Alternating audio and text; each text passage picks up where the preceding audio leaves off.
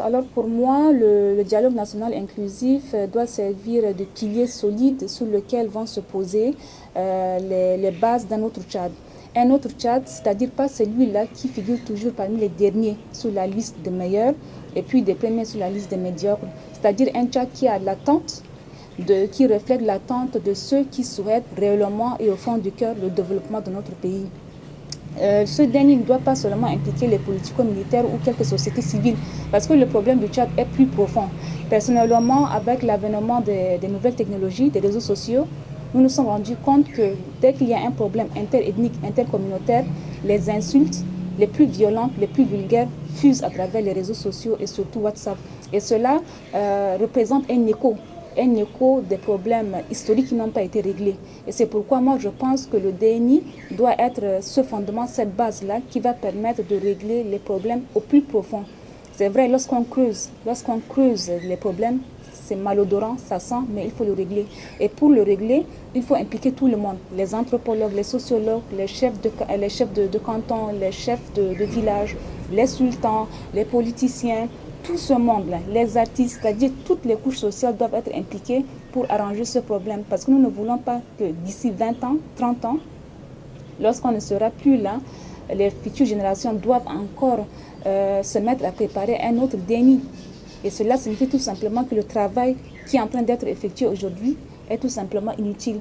Donc il faut mettre tous les efforts pour que ce problème soit résolu. Bon, selon mon avis, le dialogue du 20 août sera un dialogue très bénéfique pour la jeunesse tchadienne et particulièrement pour nous qui sommes à l'extérieur, la diaspora. C'est un dialogue qui va permettre aux filles et fils du Tchad de pouvoir se réconcilier et décider vraiment qui peut gérer ce pays.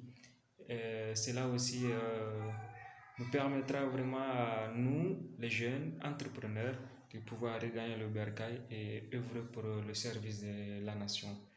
Parce qu'il faut reconnaître que beaucoup sont à l'extérieur et qui ont du talent, mais qui aimeraient bien rentrer et mettre leurs compétences pour ces pays-là. Alors, je pense que ce dialogue sera le moment idéal pour tous les fils et filles du pays. Nous, en tant que diaspora tchadienne, nous réclamons, nous attendons de ce dialogue ce qui suit. De ce dialogue, la diaspora tchadienne attend la justice au sein de la société tchadienne.